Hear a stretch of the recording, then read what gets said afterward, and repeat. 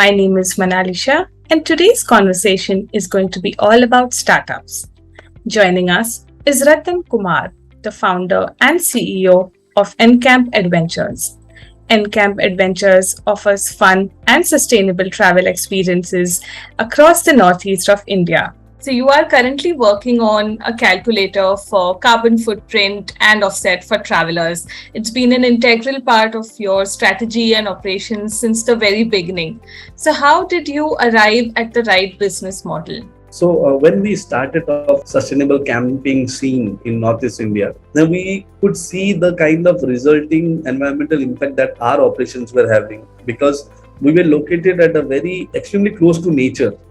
Like, for example, just to give a visualization, from riversides to forest areas to the hilltops. So we were kind of hosting people at these places, and when we saw that our hosting was resulting into waste or pollution at those places, then it pushed us into thinking how we could make it zero waste travel experience, or a zero waste accommodation, alternative accommodation space.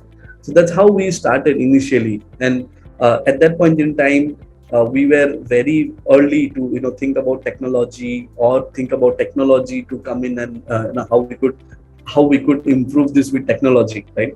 So we started from a very basic level, and then when we started doing that, then we learned a lot more of how actually a travel enterprise could have a larger sustainable impact in the geography of its operations, right?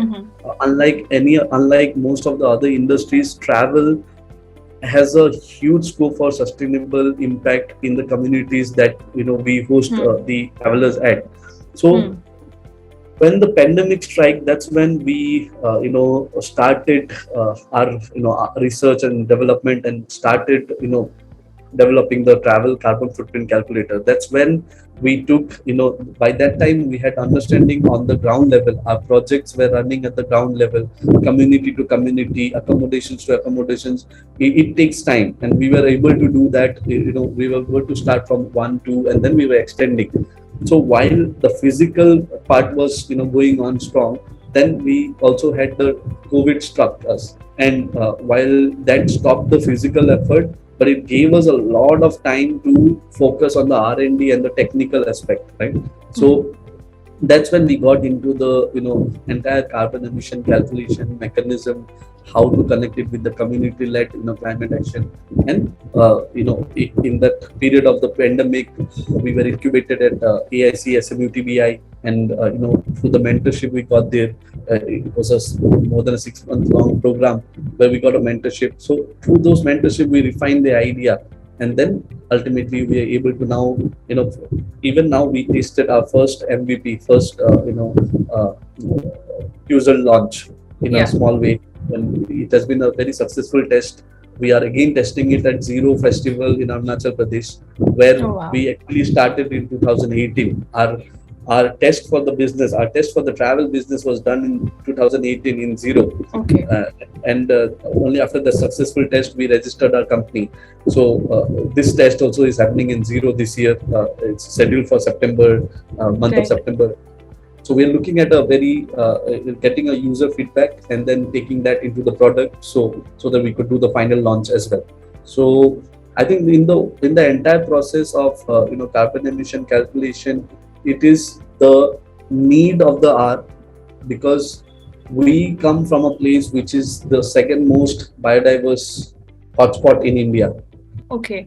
On a similar note, how should a startup go about doing a need gap analysis while they're working on their business models and plans? I think it's like we did the two research. One was for the travel product that we were building, the digital assistant. So we did a lot of focused interviews with new people who we haven't hosted yet.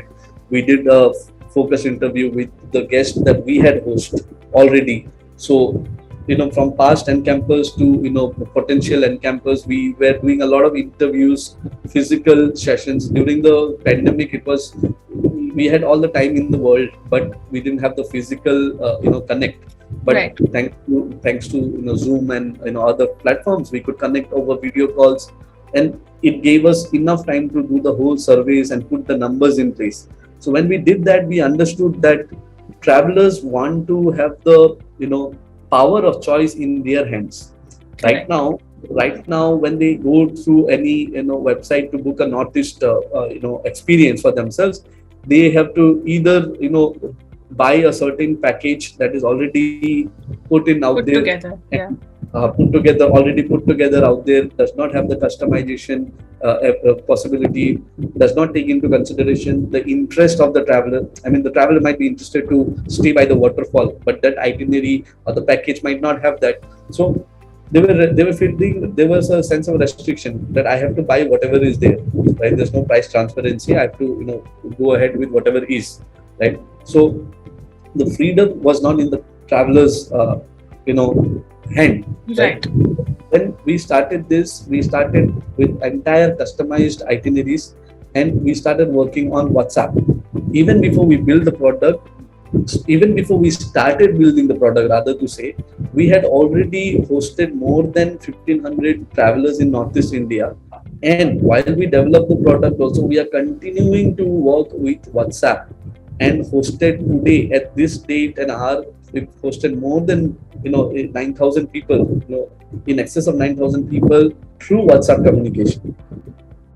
Now, the what has happened is, when we took that WhatsApp data into our digital assistant, and we saw there was a certain pattern, there was a certain visible pattern in the way the user journey should flow, right? So, getting this pattern from an individual's thought process versus observing the pattern through the past data, data always wins, right? Right. Because my ideas can always be biased because of my personal nature, but the data is not biased. Data tells you what it is and what you should go forward with.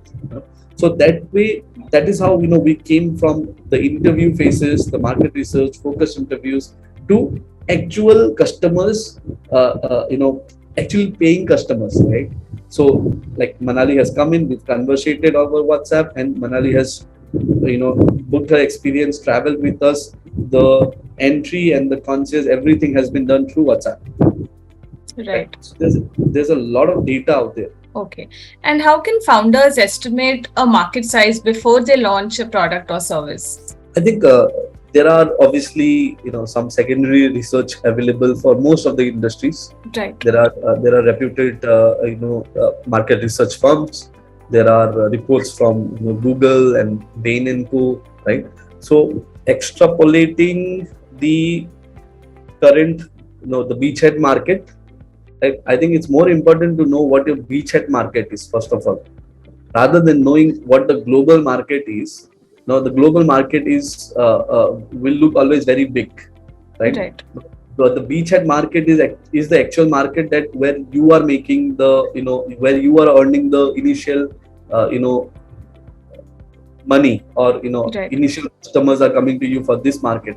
So understanding the beachhead market first of all, which is my beachhead market, and how much is the size of that, right? What can I do here, and how fast can I cover, say, at least 30% of the market, right? If I can have a 30% market share, then I could be doing this much in revenue, and then extrapolating it with the other market research numbers, and putting it on a global figure helps. Like, for example, how we measure our market size, and we keep it very real in front of investors also. We don't put up very big numbers which is hard to digest, or actually might be true, but it's beyond our scope of beyond our scope of reach at this moment in time. So we keep it very real.